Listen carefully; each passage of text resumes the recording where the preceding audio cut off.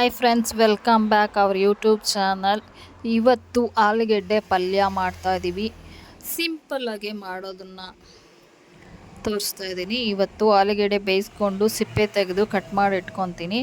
ಈರುಳ್ಳಿ, ಟೊಮೊಟೊ, ಹಸಿಮೆಣಸಿನ್ಕಾಯಿ, ಕೊತ್ತಂಬರಿ ಸೊಪ್ಪು ಕಟ್ ಮಾಡಿಟ್ಟಿದ್ದೀನಿ. ಒಗ್ಗರಣೆಗೆ ಎಣ್ಣೆ, ಸಾಸಿವೆ, ಎಣ್ಣೆ ಕಾದ ನಂತರ ಹಾಕಿ, ಜೀರಿಗೆ ಬೇಕಿದ್ದರೂ ಹಾಕ್ಬೋದು.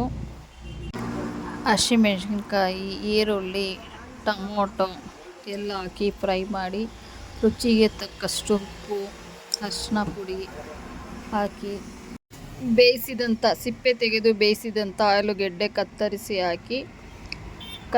ಹಾಕಿ ಚೆನ್ನಾಗಿ ಮಿಕ್ಸ್ ಮಾಡಿದ ನಂತರ ನಾನು ಇದಕ್ಕೆ ಸ್ವಲ್ಪ ಕಡಲೆ ಹಿಟ್ಟು ಕಲಸಿ ಹಾಕ್ತಾಯಿದ್ದೀನಿ.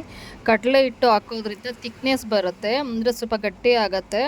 ಅಂದರೆ ಗಂಟು ಆಗಬಾರ್ದು. ಕಡಲೆ ಹಿಟ್ಟು ಸಾಫ್ಟಾಗಿ ಕಲಸಿ ಹಾಕಬೇಕು. ನೀರು ಅಷ್ಟೇ, ಜಾಸ್ತಿ ಹಾಕಕ್ಕೆ ಹೋಗಬಾರ್ದು. ಇದೆಲ್ಲ ಹಾಕಿದ್ಮೇಲೆ ಒಂದು 2 ನಿಮಿಷ ಬೇಯಿಸಬೇಕು. ತಿರುಗಿಸ್ತಾನೆ ಇರಬೇಕು, ಇಲ್ಲಾಂದರೆ ತಳ ಹಿಡಿಯುತ್ತೆ. ಇದು ನೀರು ನೋಡಿ ಹಾಕ್ಕೊಳ್ಳಿ, ತುಂಬ ನೀರಾದರೆ ಟೇಸ್ಟ್ ಇರೋದಿಲ್ಲ. ಒಂದು ಕಡಲೆ ಹಿಟ್ಟಿದು ಹಾಕಿದ್ಮೇಲೆ ಒಂದು 5 ನಿಮಿಷ ಬೇಯಿಸಿದ್ರೆ ಆಗತ್ತೆ.